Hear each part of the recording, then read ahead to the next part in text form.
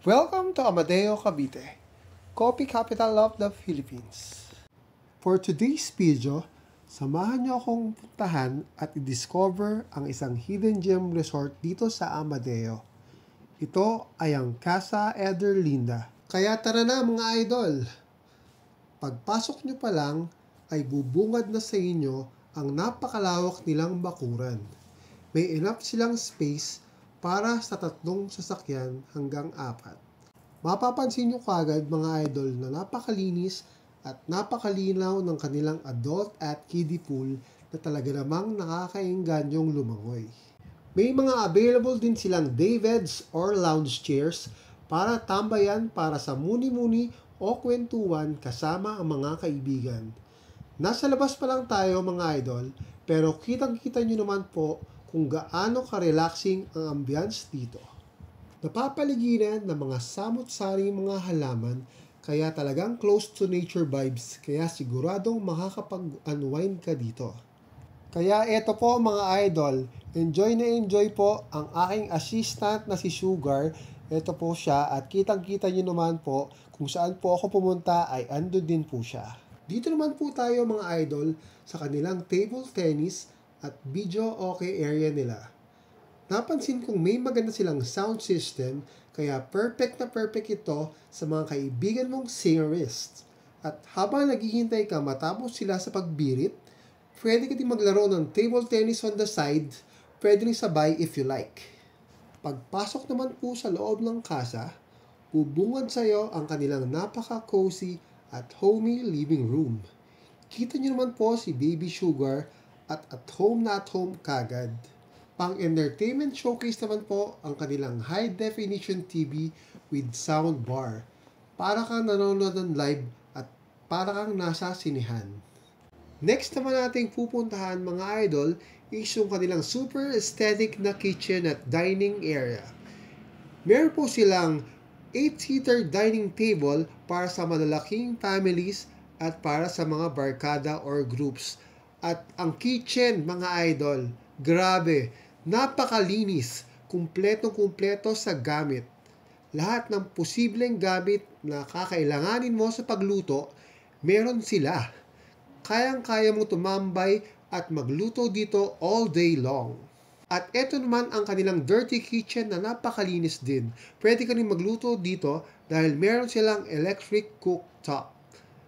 At from their kitchen, yung katabi po ay meron din silang isang toilet at bathroom. At ang lagi kong hinahanap sa mga CR ay ang bidet.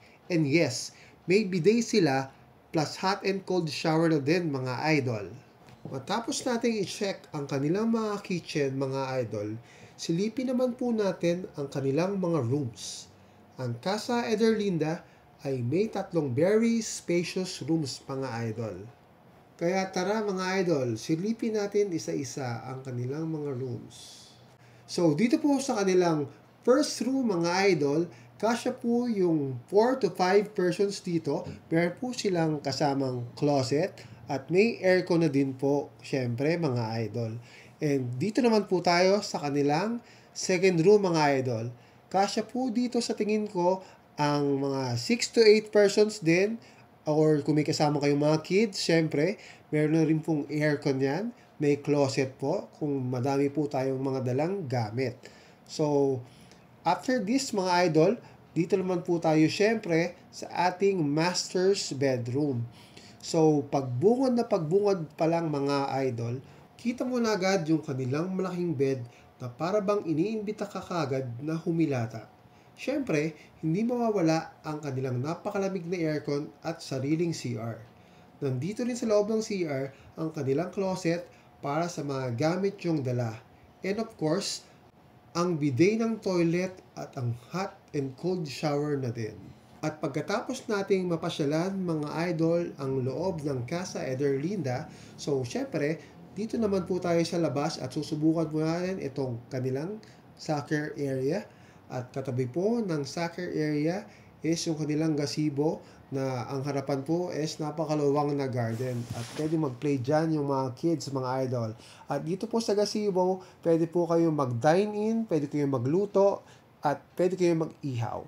So, ayan po, kasama ko na si Baby Sugar dyan mga idol. At syempre, hindi natin palalampasin na hindi natin masubukan itong swimming pool, ang tubig at tulog-lub tayo sa swimming pool kasama po ang ating baby na si Baby Sugar mga idol. So, ayan po mga idol, kita nyo naman po na talagang super nag-enjoy po kami lahat sa stay namin, lalo na sa aming Baby Sugar.